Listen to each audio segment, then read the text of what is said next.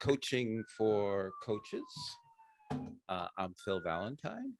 I've been in recovery since, 1987. Oh my gosh, December 1987. And been executive director at the Connecticut Community for Addiction Recovery and worked here for the last 23 years. I've trained many modules in recovery coaching, many academies. CCAR is built on coaching principles and foundation of coaching. So we're here to do some recovery coach performance support. And, I'm trying to get my act together this morning, a little behind the times here, but I'm catching up quick. So that's a little bit about me. I'd love to hear from each of you. I'd like you to introduce yourself. Tell me where you're from and tell me about a pet peeve. Who'd like to go first? All right. So when I talk about, you'll see that I asked you about a pet peeve in a while, and it has to do with, our condition when we go into the recovery coaching, our self-care, our spiritual condition. And I wasn't quite sure what I was going to do or how I was going to do this, but I know for me, and I can only speak from my experience and from what other people have told me, is it's more difficult when I'm not in a good place, emotionally and spiritually, to be a recovery coach. And some of you know that in March, and I know I'm going to choke up and get really sad, but in 48 hours, I lost both my parents, and they had been divorced 40 years. So, they weren't together. My dad was happily remarried for 37 of those years, but my mom passed away. Then 48 hours later, I was with my dad when he took his last breath. And I was thinking about it, today when I'm in emotional pain. It's, first of all, it's hard for me to acknowledge that. And secondly, it's hard for me to ask for help. I don't know if anybody else can relate to that. And thirdly, my reaction is not to, sometimes I get angry and I lash out, but I'm not a fighter, really. I'm a fleer. When it's the fight or flight reaction, I'm the type that would just see ya, I'm gone, whether that's into my own world or literally out into the woods with nobody, just me and my dog, who doesn't talk back to me or ask me tough questions. So, I just take off. So when I think about, and I also realize that, I have to be patient with myself a little bit. I have to let myself feel a lot of these feelings. And a lot of times, coaching, or when somebody else is in pain, that was one of the ways I got into recovery. That's what we're told: get out of your own stuff and basically jump into somebody else's. But coaching isn't really jumping into somebody else's. It's being more focused outwardly instead of inwardly, right? So when we, does anybody have any thoughts about what I just said? I mean, and I don't think I'm gonna break anybody out into small groups. We're a small enough group and we know everybody, but does anybody have any thoughts about what I just shared? Angela. I can relate to this. Actually, I've been going through this a little bit myself, and it's true.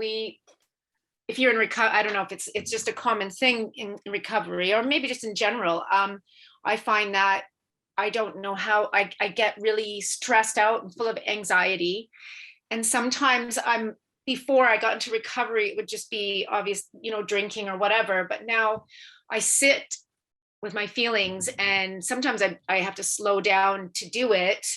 and just go, okay, what's going on for me? And then pick it apart. And then I'm like, okay, there's a reason why I feel like this. And I get what you're saying, because we're so used to going full speed ahead that, I never put myself first. And now I'm going, okay, I need to listen to myself more now. It's like we have that awareness.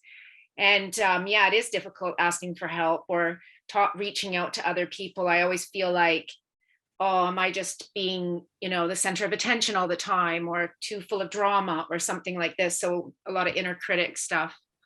Mm. Thanks for that, Andrew. Appreciate it. Khalees. I like whenever you're saying that, you know, sometimes helping ourselves is like helping other people as well, though, because when we talk about recovery capital, like in recovery coaching and stuff, it's like, does having a low recovery capital scale make you a bad recovery coach, or having a super high one make you a better one? And I always like to tell people, like, my mental health went really down whenever I was like 2 years into recovery, but like I still like was a great person supporting all of these people, and it actually really helped me in my recovery, is because it took me out of myself and was able to like focus on the individual and really support them. But then also, like Angela said, like, I really believe in that. Say, my mom says that sometimes we got to slow down to speed up, and really slowing down to like do that work on myself. And we also talk about many pathways. Like, I'm one of those people who has a little bit of this and a little bit of this and a little bit of this, and I have to just use all of those things. And then, while I'm still supporting people, and it kind of just has its own mixture and it works well for me. I don't know. Mm-hmm. Thanks, Khalees. Steve. Yeah, I agree with a little bit of everything there. Is I recently lost a very, very close friend of mine who was a very strong advocate for recovery. She got herself clean. We went through everything together, and she passed away at the start of March.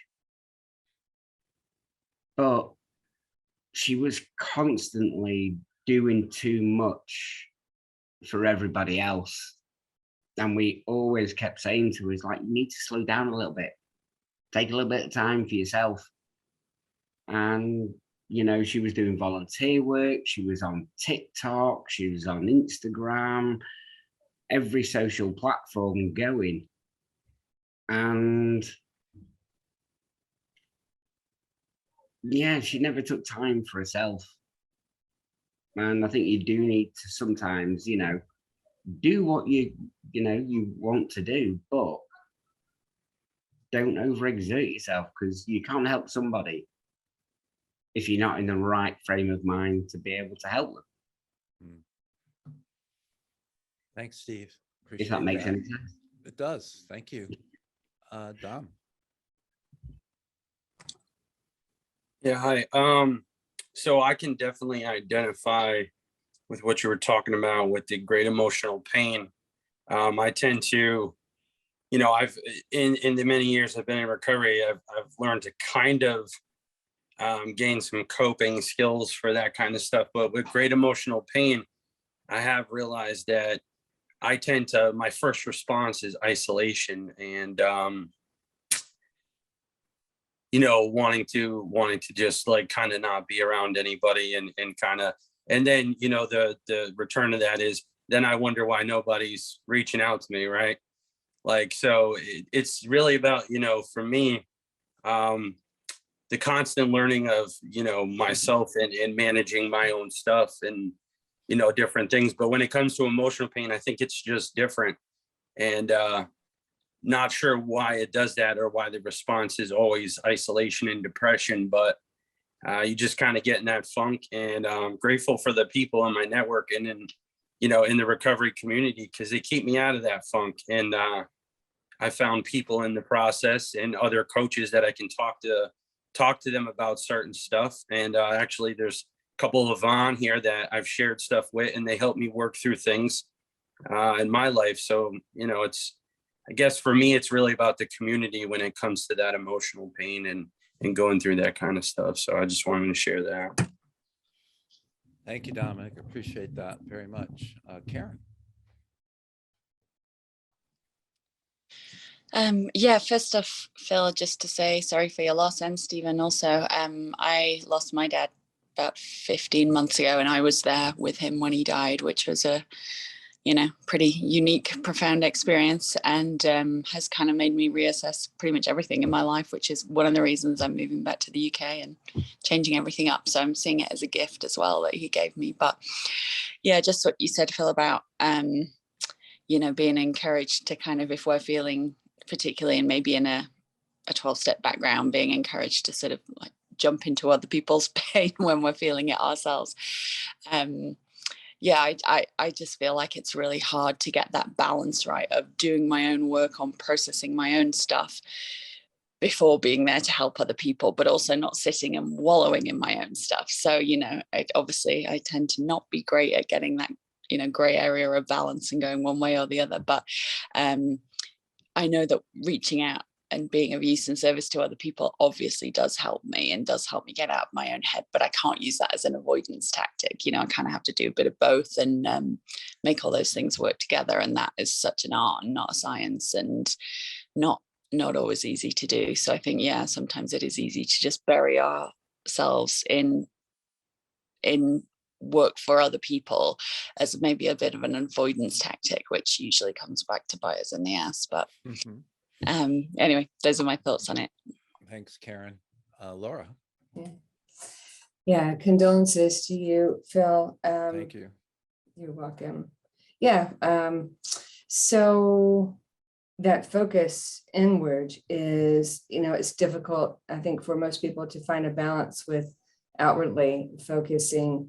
And I've been a person who has, largely felt my way through my life. And of course, that got me into all kinds of trouble in the past. But I'm still learning in my recovery that feelings are indicators and not dictators. So I don't have to react or respond on every single emotion that comes through my body, or, that I think comes through my body.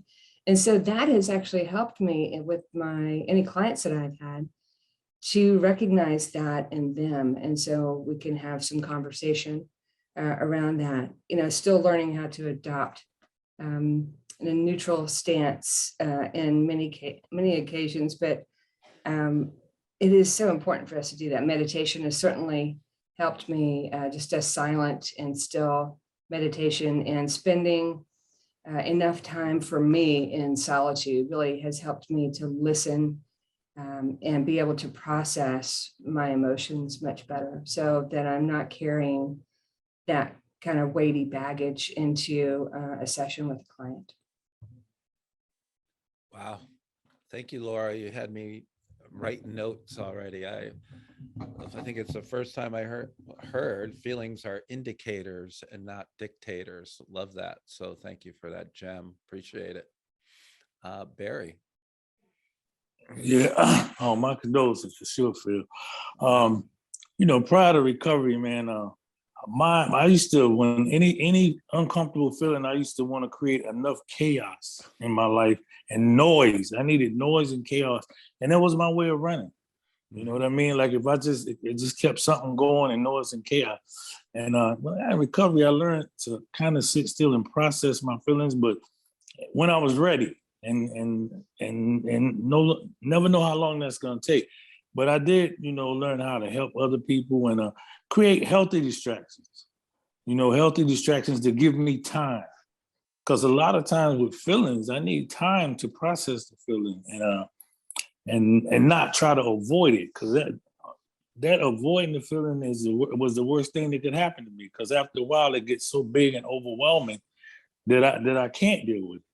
So I learned how to, find healthy distractions, and it's enough. And plus, and the other thing is that, like recovery gave me a relationship with God, man, and I learned how to lean, definitely a lot of prayer and a lot of meditation, and that guides me to other places. It gives me, I don't know, prayer gives me relief. It gives me relief from whatever I'm going through. So I started to learn how to do all that stuff. So I got some better coping skills to deal with those feelings and to give me time to be able to process them. Feelings, I love what she said, they're indicators, and and I don't have to react. I've learned how to respond a lot better to my feelings than I ever did in my life. And that's all I got. I love it. Thank you, Barry. I also was taken by one of the questions that Dominic posed too, that sometimes I get in pain and I'm like, the vindictive or setting unrealistic expectations part of me is, why don't people reach out to me? You know, and I haven't shared a damn thing or just been in a shell, and I still expect people to reach out to me.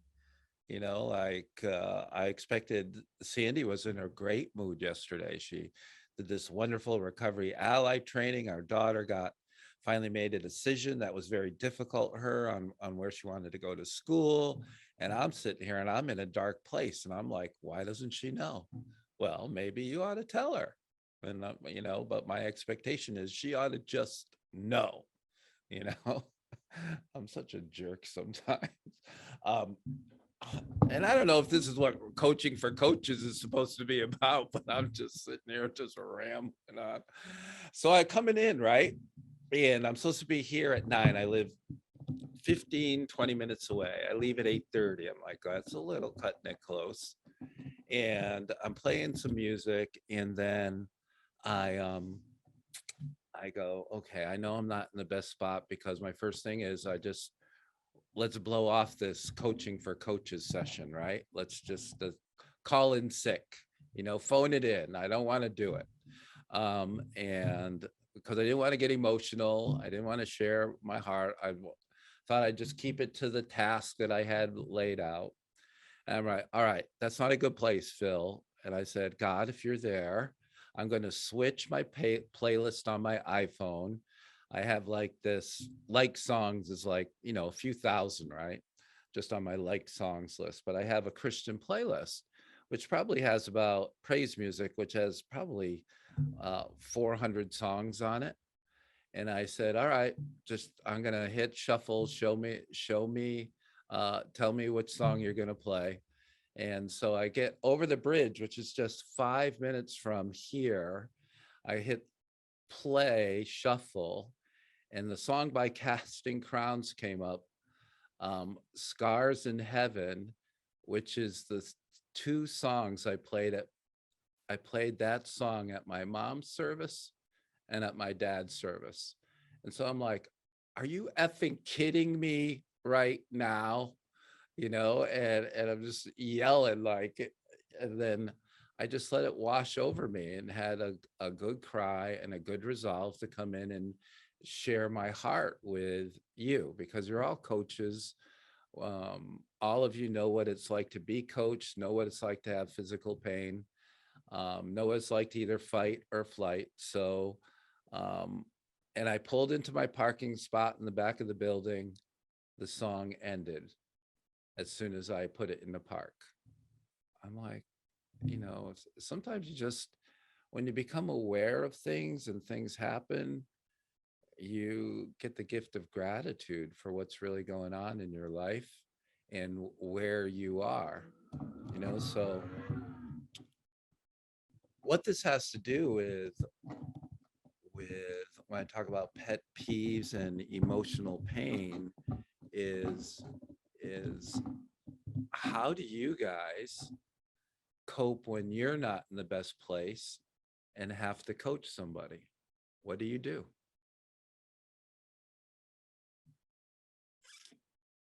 Nathan. So I have this YouTube video of a rave dance DJ playing the most happy music. And literally, I put it on and I might have a good little disco rave at my desk with fingers, or I might actually even stand up and do it. And if everything is chaotic in our house with 4 generations, and my husband's pissed off and my daughter's happy and my Nana wants to go to the plant store and I have to coach somebody, I just have to make that time. And I have one of those little, it's right here on my floor, Pomodoro tomatoes, you know? And I just set the little timer and I make sure I give myself 10 minutes of happy, dancy, Diplo, Hannah Wants, I don't know, Fatboy Slim DJ music, and yeah, get myself in the right place to at least start from a point of joy and gratitude. All right. So I'm an old guy, but what does the tomato have to do with anything? Oh, have you ever heard? Okay, so have you ever heard of the Pomodoro technique? Nope. We're all Okay. shaking our hands going, So it's a thing around if you set the timer for 45 minutes and they're a Pomodoro tomato and just do things in 45-minute blocks, and no matter what happens, whatever you get done in 45 minutes is good enough. And so often when I overcomplicate things in my head or think I'm not good enough, it just forces me to do something and come to a conclusion and be accepting of the quality of that work I've done in 45 minutes and move on. yeah, but what's the tomato got to do with that? It's just a Pomodoro tomato, and that's what somebody said, you use a Pomodoro tomato, and then that's called the Pomodoro technique of getting things done. There we go. Look, somebody's kindly dropped it in the chat for me because it is a known thing. Well, it is. Thank you, Khalees. Oh, yeah. So maybe I that's bought my why. whole family tomato timers. I thought it might help. Okay, well, that's the first I've ever heard of that. So we're learning from each other. That's cool. So what do you do when you're not in a good space when it's time to recoach someone? Anybody else? Would love to hear from you. It can kind of depend. Mhm. Especially if it's someone I've been working with a long time. There's no problem with them seeing that I do not always have wonderful, fantastic days. And sometimes it means instead of what we might have had planned, we go for a walk in the park or we go get a cup of coffee instead of, if it was nothing important planned, we do things that help each other together. Because I don't want them to have the unrealistic expectation that, yes, as long as you've got a little while in recovery, everything is always sunshine, flowers, and unicorns. It doesn't work that way. Love that. Thank you, Ada. Steve, is your hand up again, or would you like to share?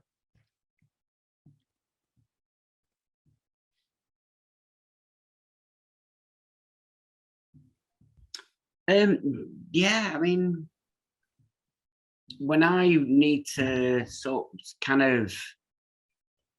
myself out, if I'm going through, I'm thinking about stuff and stuff's getting on top of me, it tends to be for me. I mean, I support a couple of gentlemen that are quite close and good friends that have gone through similar things that I've gone through in the past, but I don't know everything. And when I want to say diffuse, me and my missus, we go to music and we'll sit with both of our phones and we'll battle on the telly for the best song. Who's got the best? That song beats mine. Yeah, I'll let you off. And we'll just sit and we can put a film on that's a 3-hour movie and watch about 5 minutes of it, because we just end up talking about what have you done today, how's your day been, yeah, and then we just end up on music and talking, and that relaxes me, centers me, and gives me that sort of, when I go and speak to the people that I'm sort of coaching, it gets me in that frame of mind, that deep breath.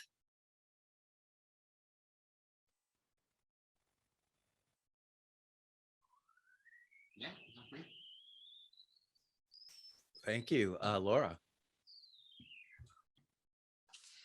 I think for me, it depends on like what is going on with me. But typically I have like a process that I take myself through if crap's going on. One is to move my body, go for like a really short walk, or even, sometimes I'll just run in place wherever I am, stand up and run in place until, my breath is out. Because that really helps. A lot of the time though, and this is a common practice before I meet with any client, is to take about 5 or 10 minutes and try to connect, in the plane, as it were, with their spirit. And so, I say their name out loud 3 times or whatever, and really just try to get grounded and connected with that person. Because I try to treat myself and my emotions and my thoughts like guests, kind of like Rumi's Guest House. I don't know if you're familiar with that poem, but they're coming in for tea. They're not staying for a long time. I'm not inviting them to live with me. They're just here for a minute. Right. So I say, okay, let me accept myself and my thoughts and my emotions in this situation, in this moment. I'll come back to you after I get done with this person here. So that's really helpful for me too.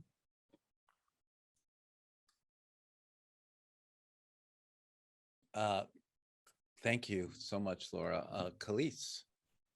I feel like I kind of struggled with this question, so I've really been listening and like reflecting, because I really like people. Like, I'm so curious about everything and everyone that it kind of sometimes, if stuff's going on in my house, I'd rather hang out with somebody else. I'd rather be talking to somebody else, than like dealing with what's going on, if I'm being honest, So it kind of takes just working with and having those conversations and working with other people takes me out of what's going on. But like, I kind of think similar to a couple things other people have said, like, I'm definitely like my mama. Like, I like a good, boogie and music, and kind of like, I have a happy playlist, so it's like on my bad days, I have my happy Oh, playlist. come on. I know, right? Like, but and then also, like, if I think changing location sometimes, so like I do work at home, but like I like to sit outside, so maybe I'll like do it on my phone or sit outside. I like to walk, so even like walking and doing things like that I can do, if I'm walking and I'm zooming with somebody, I'm like, check out the trees on this beautiful day, as we walk and talk, because I like a good walk and talk. And then also, like, just I try to really prepare myself, so even, when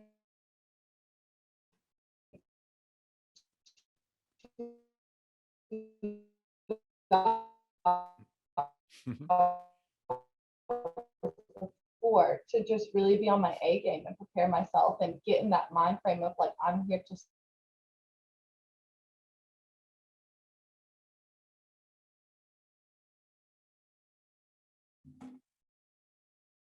It's that basement internet. New connection coming on Saturday, I promise. You kind of froze for a little bit, Khalees, but we just heard a little about preparing, and then you kind of went into the internet cyber. Yeah, that thing.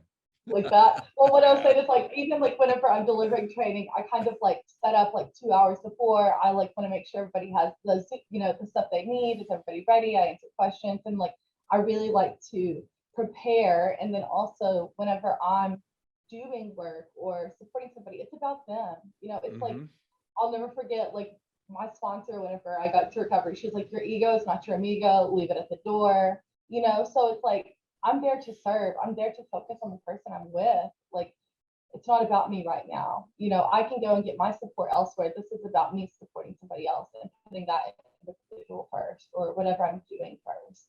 And like I said at the beginning, like, I really just like people. Like, I've always been a people person. I could talk to a wall, honestly. It's great. That's not a person. Well, people, walls, I can talk to anybody. Okay. Dominic.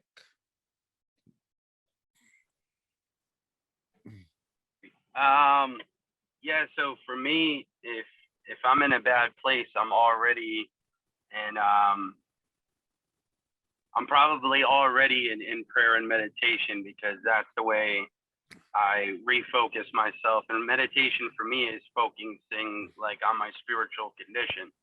So if I know I'm in a bad place and I need help, I call upon, what I'm saying, my God, for the assistance to get through. But I also think it's important to realize that it's okay to be vulnerable. And I think some of the best coaches are those who can, you know, use empathy and their vulnerability and like really, you know, show their humanity to them too, as far as peers, is like, you know, I'm the same as you, you know, I'm just trying to work through this process and get through. So I think that's important too. I just wanted to share that. Yeah, thank you, Dominic. I mean, you guys are throwing out gems left and right here that has really been helpful for me. I never heard your ego is not your amigo. That's the first time I heard that too, Khalees. I was like, wow, that's pretty cool too. You just said, like you say, heard it all the time. I've never heard that before. Your ego is not your amigo. And somebody else was talking about, Laura, you were talking about the old AA saying for me was move a muscle, change the thought, right? That if we do something with our body, and you guys have referenced that too, that you can often, and that's why I really, if I'm literally sitting in it, like sitting at home in my, and wallowing in my own, you know, then if I can get myself to get outside, dog always wants to go for a walk, take a walk. It's always, you know, the first 10-15 minutes I might be but then there's something that always kicks in at like the mile 20-minute mark for me, that just next thing I know, I feel better. My body kicks in, my mind starts to shift.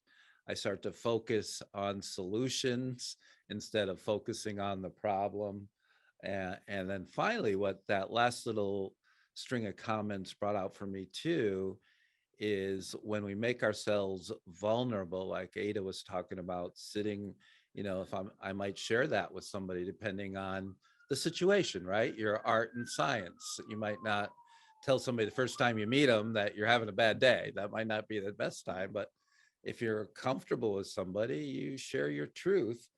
That's the controversial role in recovery coaching about being a friend and an ally, where you open yourselves up, where you build that friendship piece of it, or that friendliness piece, by letting yourself, let people know that this is real. Kind of like what wasn't comfortable for me to model this to all of you today, but it's 9:45. I feel a lot better than I did at 9. And so I thank you for that. You know, that's what coaching is about. That's what recovery is about. Angela. I was just going to say the movement thing again, and I can relate to that. I teach fitness yoga, and I've come into class where I have been so angry, and I've gone into the class, and because you're focusing on doing movement poses or whatever the case is, I honestly, I walk out of there just feeling like a totally different person. So yeah, I really, movement is a huge one. I just wanted to say I can identify with that for sure. Anybody else that we haven't heard from about how you coach when you feel you're not at your best? Nathan, did you share on that? I think, you know, I can get in a mindset to do the best work I can. But the reality is, sometimes when we're authentic and vulnerable, people will still detect. And even a recovery might say to me, what's going on? You're not your normal chipper person. And, you know, kind of one thing that happened, I guess, pre-Christmas that I really thought about was I was really upset and frustrated with a load of stuff. And I went to the grocery store and I was just going, stop worrying in my head about all this stuff. You can't control it. So as I walked in the grocery store, I just said to myself, I am leaving all my worries outside of the grocery store and I am going to go in and have a joyful shop. But what that taught me is it was okay for me to tell somebody, yep, got some stuff going on, but I've just parked it by the front door and I know all of that will be there for me when I get back. But right now I'm here to help you. You know, so I just often tell myself, worries, you can wait. I'll come back. You'll still be there for me, you know. But Yeah, and I think it is when I come from a point of authenticity and vulnerability and open to help people, it doesn't matter if I'm still going through my stuff. You know, it's about me managing my own stuff, doing what I need to do about that, you know, and yeah, if it's appropriate, being honest and saying, but however, I can still help you. This is human. This is what recovery looks like a long time. It's not all perfect, you know? And it's like going back to what you said at first, I will never forget when my daughter was still in active addiction and I did not know what was going on. Somebody from an R&on meeting said, come with me and make a heart. And I said, what are you talking about? And I went off and made this mosaic heart through a mental health charity, and stepping outside of myself to make a heart out of mosaics to give to somebody else who was still suffering, I think actually saved me. And then from that point came more conversations to step out of myself and serve others, even if I was in pain and doubt at that point. Thank you. Angela. Sorry, I'm back again. No, it's fine. It actually, now thinking about it, one of the things that I find works really well is that even my husband says this to me when I'm doubting myself, or if I'm, you know, feeling low about, you know, doing some coaching work or whatever. He's like, remember who you are and where you came from and why you're doing this, because, you know, we've come so far that don't try not to just think about that, where you've come from, you know, and that you've got this basically. And every time I bring it back to the why and of who and what I'm doing and why I'm doing it, back to myself, that always pulls me out every time. It's like I forget myself sometimes in my worries and my stress, and then I'm like feel insecure or I can't focus. But then as soon as I bring it back to my recovery and why I'm doing this, it always literally snaps me right out of it. Thank you. You know, so we are so far off what I had planned to do and topic, but which is, you know, people that it's not unusual for me, but usually, at least with these things, I'm usually stay on task. But I'm going to continue down the thread because I want to ask for help a little bit from all of you. And the question I have is, what have you personally learned about grief and loss and the process of grieving? If you would share that with me. Yeah, Khalees. So last year during COVID, my grandpa passed away, and I live in England right now. He lives in Texas, and I'd never experienced grief before in my recovery, because whenever my other grandpa passed away, I was very much in active addiction and used active addiction to handle that, I guess. And I remember, like, I couldn't, whenever my grandpa passed away last year, I couldn't really like rationalize. It didn't feel real. It didn't feel real. Like I couldn't accept that he was really gone. And I remember, you know, mom was very much like, are you okay? Is there anything I can do? And I was like, I'm fine. My heart hurts. Like I've never experienced my heart hurting before. And I've never gone through that. You know, I've never lost anybody in my recovery and like really had to like feel that and go through that. And so for me, what really helped me was just kind of like talking about it, but I think also like remembering like the good things. Like I really reminisce on like the positive things, and like and even my grandpa said I was in active addiction whenever he passed away. I actually like kind of like we talk about him a lot. Like my son talks about my grandpa a lot. Like he remembers him like he was, and my son was 3 at that time, you know, but kind of as well, like, am I doing him proud today? You know, my guy would be so proud today of what we're doing. My guy would be so proud of me spending my evenings with my Nana, you know, like things like that, I think really hold on to my heart deeply as well. But it's okay for us to talk about people, even though they're not here. And I know like sometimes it can be painful, but I can celebrate the life. I can celebrate life, you know, I can celebrate the memories and the positive things. And for me, I think I just just had to take it a day at a time. I had to live with it and really let that process and sink in. I don't know if that was helpful at all, but Yeah. Oh, definitely. Thank you. Anybody else? I saw Nathan, and then we'll go to Laura.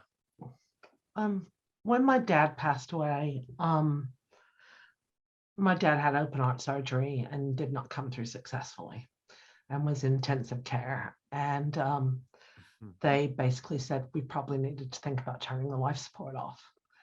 And I just knew in that instance that a gift I could give to my mom was doing that for her. So she did never have to doubt or question anything.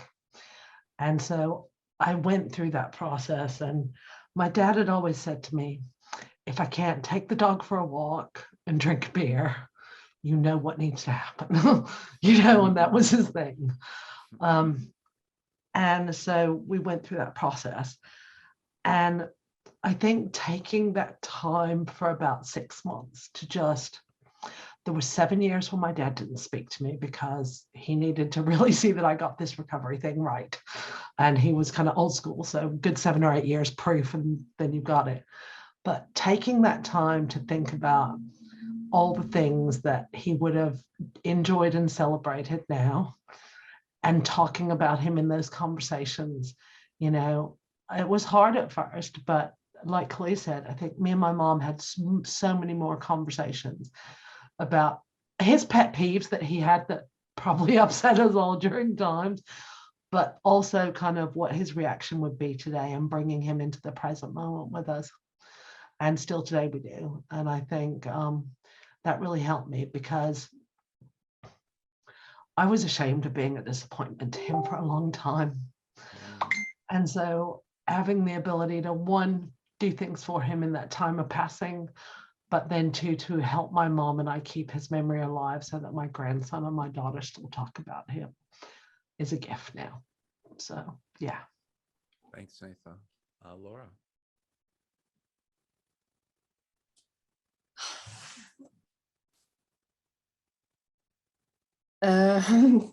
So what I've learned, that was really moving, Nathan. Thank you for sharing that.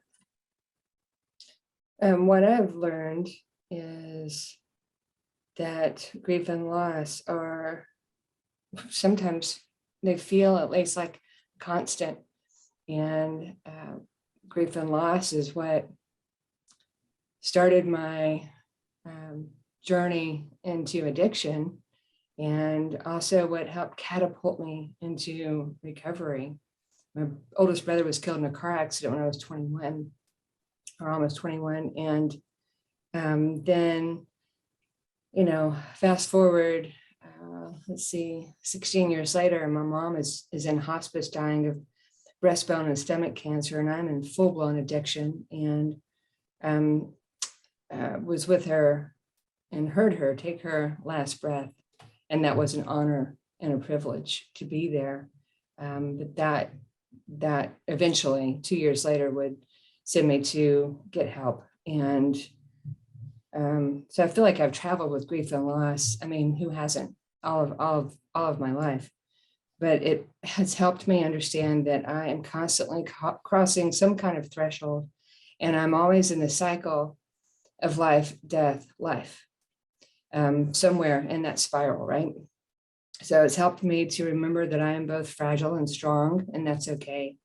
And that I live in times of light and dark, and that too is okay. That life is a both and, because I can be grieving and experiencing loss, but I can also be present for myself and for other people, and continue to grow and learn in my vulnerability and in my sorrow. Basically, it's helped me to learn more about being human, I think. Thank you, Laura. Wow. Everything's been very helpful so far. I appreciate everybody sharing. Dominic, and then Steve. I can't use video because I'm driving to New Haven, but I'm very, very grateful that I came on here today. So for me, it was about 3 years into my recovery. My brother had Hodgkin's lymphoma when I was a kid, and they told us when he was about 13 that he only had 6 months to live. And my brother he ended up living until he was 36. He's quite a fighter. But I remember when he was passing away, I was in early recovery. I had about 3 years in the process, and you know, he was one of my biggest advocates, because when I completed my first time doing the 12 steps, I got involved with H&I, and I was trying to help people. And, you know, I did service work for a long time. And I was just like trying to help people. And he used to always be like, yeah, my brother helps other people. Like, he was just so proud, even though he had no clue what it was about. He was so proud of me. So I just think about this. Like, he used to call me at like midnight, right? And he used to always be like, you up? And I'm like, well, I am now, ain't I? You know? And he used to always call me late at night. And I remember when he passed away, it was very hard for me after that, because I'd be waiting for those phone calls and they wouldn't come. But one of the decisions I made, you know, when my brother had passed away, is I was going to honor him with my recovery, because it brought him a lot of excitement knowing that I made it through addiction, and that I found recovery. And he was very proud of me for trying to help other people in their process too. So, you know, I feel like that's coaching, you know, for me, what it's all about is I'm just trying to help the next person to get to their process and find some freedom. And I feel like there's a lot of freedom in this session today. And I honor him with my recovery, and I have a couple of years when he was deteriorating, but I'm very have a relationship with him, because our relationship was rocky, to say the least, almost our entire lives. So, you know, I'm just grateful for that process. Thank you, Dominic. Thank you. Thank you. Steve. Yeah, just on that, on loss. I mean, I lost my mother when I was 16, 27 years ago. And I still personally hold responsibility for that. I was supposed to go on a skiing holiday through school, and Mum said, no, we can't afford it. But I threw a tantrum, as a 15-year-old does. But she found the money, and I went on holiday. Went skiing in Andorra, come back to find a note on a table, and go to the hospital right now. So yeah, in that sense. And then I had to bring up my 12-year-old sister. And yeah, that did get me, yeah, messed up my head quite a bit. You know, if I hadn't have gone on holiday, could I have been there instead of my 12-year-old sister to get an ambulance there faster?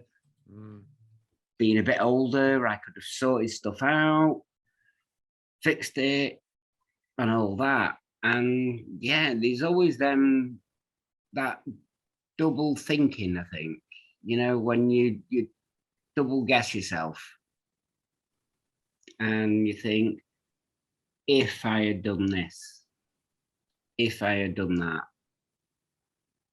But sometimes it happens, and life does move on. It sucked ass, but Thank you, Steve. Thank you, Steve. But I've learned from it. I mean, I'm 43 years old now. I went to my first funeral, which was my mum's, when I was 16. I've been to about 25 funerals since then, over the years, friends, family, and sometimes you go into them now. Apart from the one I went to last month, they were family and people I sort of knew. They didn't, I'd got that sort of, I'm used to it now sort of feel. But the one I went to the other month was a friend that had gone through recovery, and that one hit me harder than I ever actually thought it would. It was quite a tough one. Thank you, Stephen. Appreciate all your guys sharing. Does anybody, as we kind of, we go a little longer, but I'm going to wrap it up earlier. And I just want to know if anybody had any final thoughts or any questions for me or anything at all that they would like to share. Ada. First off, my sympathies, but in dealing with loss, especially death, I have found that it is best to surround myself with friends. These could be family, they may not be, but people who loved that person too, and to share our joy in having known that person. That yes, it sucks that they're not here, but being able just to share joy of the things that we did have, it helps give me perspective. Yeah, thank you. Anybody? Yeah, I agree with that. Thank you. Anybody else? The other thing that Alina, did you want to say something?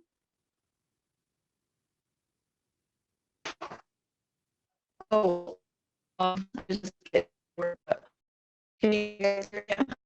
Yeah, your connection is really poor. So I'm sorry.